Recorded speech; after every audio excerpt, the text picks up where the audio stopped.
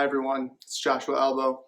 I want to talk about something, I want to reiterate something that I found in one of Grant Cardone's videos lately. It made me start thinking bigger. In my goal setting on a daily basis, I like to think big already. I like to set unrealistic goals of, I want to do $100,000 a month, or I want to do $1 million a month. Because $1 million a year is $83,333 a month, I want to say. But like setting these current goals that are realistic, because it's completely realistic. If Bezos can lose 9 million in a day or make 13 million in a couple days, any human being, my belief is at least, that any human being can do anything any other human being can also do. And what I also have noticed over the past couple of years is that all the goals that I put down in my goal setting, they happen. It might take a month, it might take a day, it might take a couple months, it might take a couple of years. But if not all of the goals that I put in my goal setting have happened.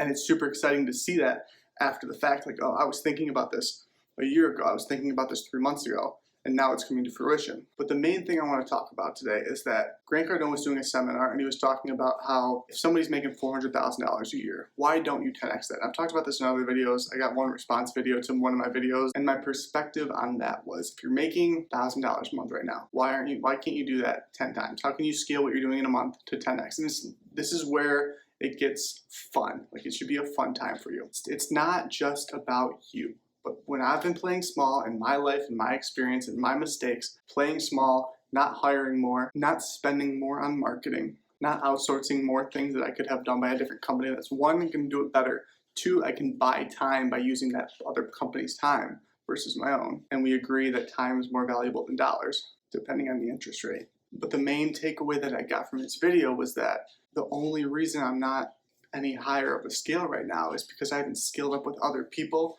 or other opportunities, but mainly other people and other businesses.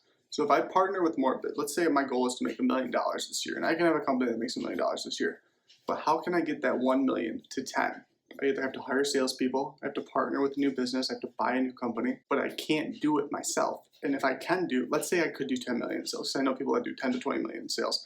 Like Daniel G on Instagram, he's done 20 million in sales by himself, I believe. And this was years ago, so he's probably doing even more now because now he has the Sales Academy. So quick little plug, I guess, there. Even if I could sell $10 million worth of service or product in a year, what am I missing out on by not hiring more people? Because if I can do 10 million, I could get 10 more people to do 10 million. Let's not even go with the 10 million number. If I could do $100,000 in sales, for simple, anyone watching this video could easily do $100,000 in sales, just going door to door, like selling lawn services. You could do 100 grand. If that's the case, working yourself is only limiting, because if you had 10 more people doing $100,000 a year, there's your million, and you just have to find a way to capitalize on that million between the sales and the work, and that's your job to put it all together, which is my job in this case for my businesses. But the video really made me think, and my plan of action after watching the video is sitting down and writing out a plan to hit these goals, because it's great to have a goal of $100,000 a month. It's great, write it on paper, but it doesn't mean anything. Like if I post that on my Instagram story,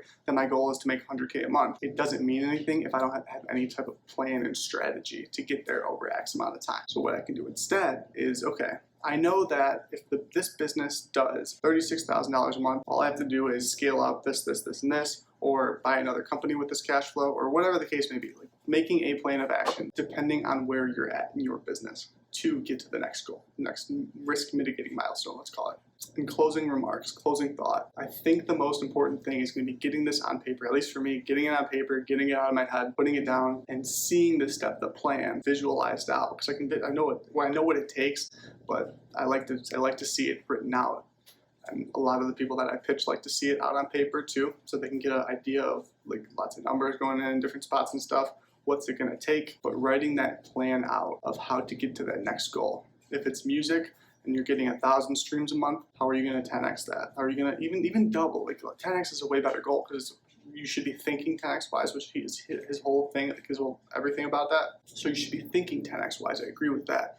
Even if you're afraid to start, I call BS on the fear. But if, let's say you are, I'll play the game. I'll slow it down. We'll take baby steps. So we'll get there eventually. We'll get there, but we'll get there eventually. Why not just double it? Doubling's simple. If it's a job, you could just double the work twice the hours. If you get a separate job at twice the hours, sleep less. And my final hope is that this video gave you something to think about scaling up your income, wealth, business, happiness, whatever your goals are. Hope you can scale up more with this video.